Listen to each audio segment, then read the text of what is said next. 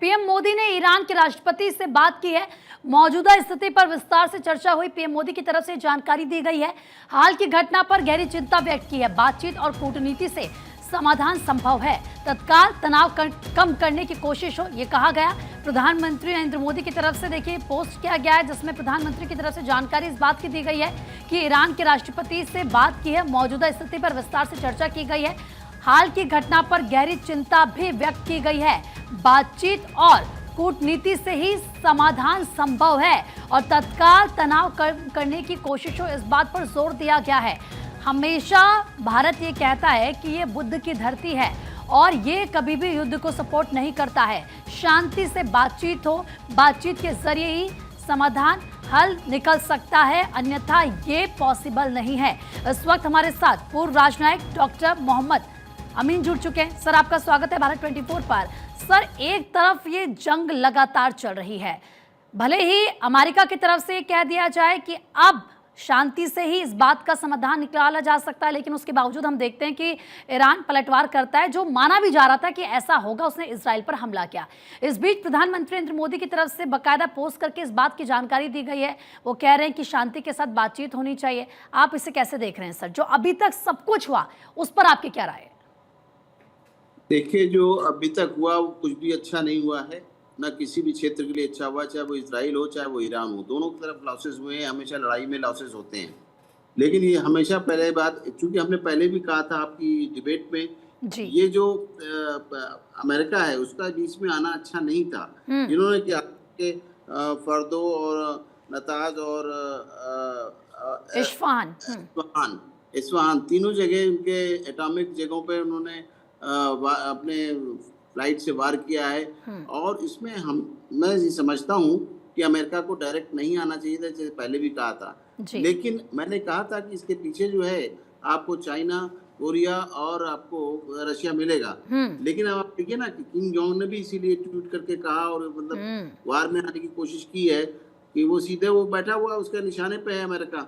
उसने पहले कई बार कोशिश की है इस बात को, वो भी अपने न्यूक्लियर को टेस्ट करना चाहेगा। वो चीज़ वो बहुत ही भयंकर हो जाएगा दुनिया के लिए। और जहाँ तक सवाल है ईरान का, तो ईरान को भी इराक नहीं समझना चाहिए था, ना ही सीरिया समझना चाहिए था। ईरान बहुत बड़ा फाइटर देश है, इसे हिस्ट्री का इतिहास बताता है, बहुत फाइटर है। इसीलिए अब देखिए कि हमारे मोदी जी ने इस बात को ट्वीट किया और फिर बात भी की उन लोगों से, तो इसीलिए कहा है कि कुछ शांति हो इस एरिया में, क्योंकि इसका असर हमारे भारत पे पड़ता है।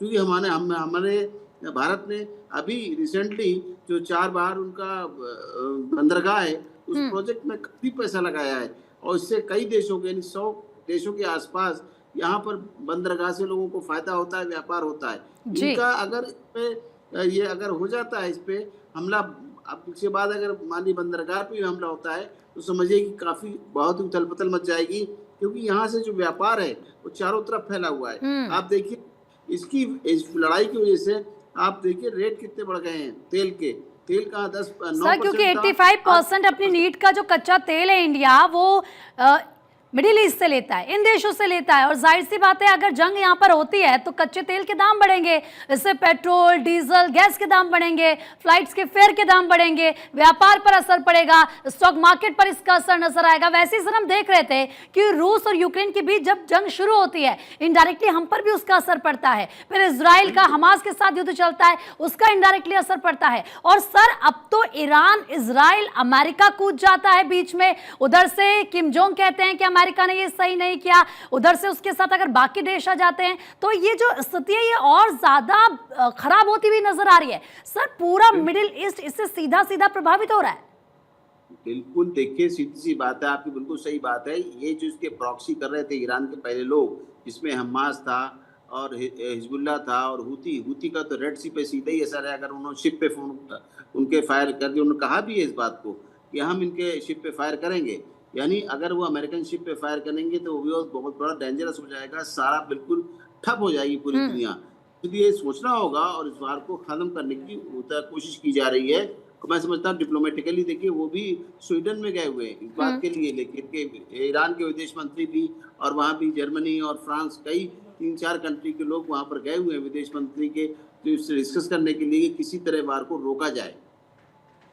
लेकिन सर लगता है ये पॉसिबल है कि अब एक तरफ, क्योंकि जिस तरीके से अमेरिका ने उसके 3 न्यूक्लियर साइट्स पर अटैक किया है, एक नहीं, दो नहीं, ये 3, और तीनों, जब हम फोर्दो की बात करें, इसके अलावा हम नतांज की बात करें, हम बात इस्फहान की करें, तो ये उसके लिए बहुत ही महत्वपूर्ण न्यूक्लियर साइट्स थी। हालांकि सर ये भी कहा जा रहा है कि फोर्दो पर जो अटैक किया गया है उसने अपने यूरेनियम को वहां से पहले ही दूसरी जगह शिफ्ट कर दिया है। जो नुकसान पहुंचाने की अमेरिका की कोशिश थी वो पूरी नहीं हो पाई है।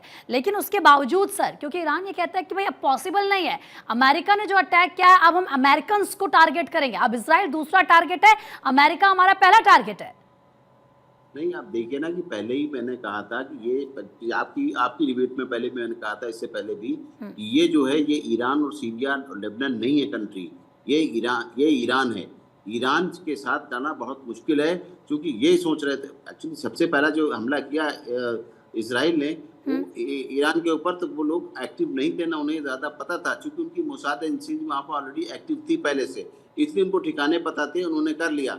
लेकिन जो आप समझ रहे हैं, जो इनके बेस हैं इसके, वो 90 मीटर से ज़्यादा, 90 मीटर से 9 किलोमीटर, 10 किलोमीटर नीचे जो है ज़मीन के अंदर वो उनके न्यूक्लियर के काम कर रहे हैं, वहाँ पर उनके काम हो रहे हैं, और ये पहाड़ों के बीच में है। पर सर इसीलिए तो अमेरिका ने B2 बॉम्बर का इस्तेमाल किया, क्योंकि इजराइल के पास जो सैन्य क्षमता है वो इतनी स्ट्रांग नहीं थी, और अगर ईरान पर वो हमला करना था, क्योंकि वो जमीन के इतने अंदर काम कर रहा है कि बाहर से उस पर कुछ असर नहीं पड़ेगा, और ये कहा जा रहा था कि अगर वो B2 बॉम्बर का इस्तेमाल करता है तो फिर उसको नुकसान होगा, और अमेरिका ने वही किया।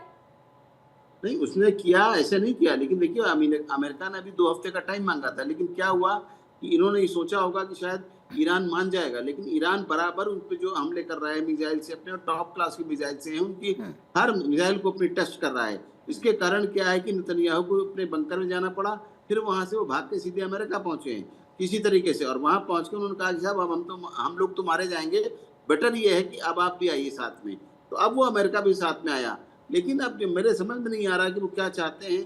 ट्रम्प साहब भी सोच ही रहे होंगे कि जैसे पहले पुतिन ने किया है कि अब सर डोनाल्ड ट्रंप ये कहते हैं, जब वो सुबह भी अपना संबोधन दे रहे थे और उसके बाद जब नेतन्याहू अपना संबोधन देते हैं, दोनों की एक चीज कॉमन थी उनके संबोधन में, कि कहते हैं कि मजबूत ही जो पावरफुल है वही शांति ला सकता है। तो सर ये जो पावर की बात हो रही है, फिर तो सवाल ये भी है कि पूरी दुनिया में 9 न्यूक्लियर देश हैं, इसके अलावा किसी के पास से पावर नहीं है, और ये अमेरिका की अगर हम बात करें, ये अमेरिका है जिसने लीबिया को रोका था न्यूक्लियर पावर बनने से, वही अमेरिका है जिसने यूक्रेन को न्यूक्लियर पावर नहीं बनने दिया, उस टाइम बोल दिया कि हम तुम्हारे साथ खड़े रहेंगे, तुम न्यूक्लियर पावर मत बनो। ये वही अमेरिका है जिसने इराक को न्यूक्लियर पावर नहीं बनने दिया, और अब यही वो अमेरिका है जो ईरान को न्यूक्लियर पावर नहीं बनने दे रहा है। हालांकि वो ये कह रहे हैं कि ईरान से आतंकवाद आता है, पूरे वर्ल्ड में जाता है, लेकिन पावरफुल की अगर बात की जाए तो इसकी डेफिनेशन क्या है फिर? क्या ये सिर्फ चुनिंदा देशों के लिए ही है?